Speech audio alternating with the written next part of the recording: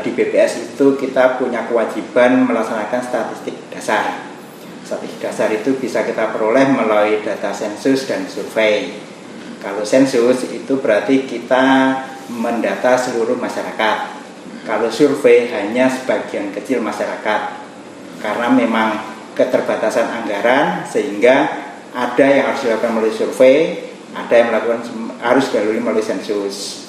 Nah, kemudian sesuai dengan Undang-Undang Nomor 16 tentang statistik, itu BPS tidak dapat mengeluarkan data by name by address. Jadi segala yang disurvei itu menjadi kerahasiaan BPS. Entah itu nama orangnya, entah itu data-data di dalamnya, data tentang rumah tangganya dan sebagainya.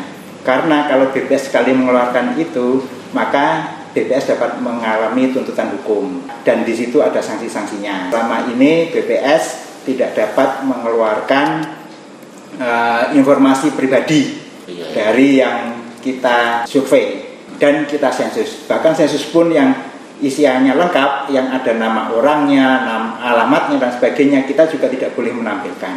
Bolehnya hanya menampilkan angka agregat atau angka persentase. Itu yang diperbolehkan. Karena itu sudah dilindungi oleh undang-undang. Ada pihak-pihak dari luar, pihak pemerintah kah, pihak swasta kah, atau perusahaan ingin meminta siapa sih yang disurvei sama BPS, kita tidak bisa memberikan hal itu. Karena itu dilindungi oleh undang-undang. Kalau sensus itu kita melaksanakan keseluruhan, jadi tidak ada metodologi khusus. Kalau survei itu baru ada metodologi khusus. Karena survei itu kita mengambil sekitar 20% dari jumlah populasi. Jadi semisal di daerah ini, gambaran kasar ya, semisal di daerah itu ada, kalau kita menyebutnya namanya blok sensus, ada 100 blok sensus, maka kita ambil 20%-nya, jadinya 20 blok sensus. Seperti itu. Nah, secara umum metode survei seperti itu.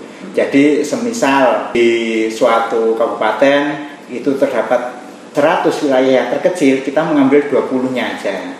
Nah, mengapa seperti itu? Karena memang pengukuran statistik dipengaruhi waktu, dipengaruhi biaya, dan dipengaruhi SDM. Nah, kalau kita memaksakan semuanya harus disensus untuk mengetahui bagaimana perkembangannya dari tahun ke tahun, nah itu akan sangat menguras APBN. Sedangkan APBN kita kan tahu sendiri, ada alokasi-alokasinya, 20% untuk pendidikan, sekian persen untuk kesehatan, dan sebagainya. Nah, tentunya kita tidak bisa memaksakan seperti itu. Dan sebenarnya survei ini juga secara kaidah statistik itu sudah diakui oleh PBB mengenai metodologinya sehingga dapat menggambarkan kondisi suatu daerah. Asalkan yaitu yang pertama dia memenuhi syarat keterwakilan, lalu yang kedua itu tingkat persebarannya bisa menggambarkan wilayah itu. Nah, kebetulan kalau di BPS itu biasanya membagi dua wilayah dalam satu kabupaten, yaitu wilayah perkotaan dan wilayah perdesaan. Nah, itu biasanya diambil. Kalau kita kan, kalau di pemerintah daerah yang terkecil namanya kan RT ya, rukun tetangga. Nah, kalau kita satuannya di BPS itu adalah blok sensus. Mengapa kita mengambil blok sensus? Karena muatan tiap RT itu beda-beda. Ada yang satu RT muatannya mungkin hanya 50 KK, sedangkan di RT yang lain ada yang sampai 200 KK. Nah, kita kalau satuannya ikut RT maka akan tidak seimbang. Oleh karena itu kita membentuk yang namanya blok sensus. Blok sensus itu bisa satu RT full, bisa gabungan 2 RT.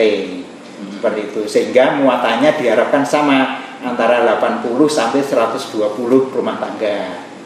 Nah, oleh karena itu blok sensus ini yang terus kita jaga muatannya, sehingga sebelum melaksanakan survei biasanya BPS mengadakan satu kegiatan yang namanya updating blok sensus.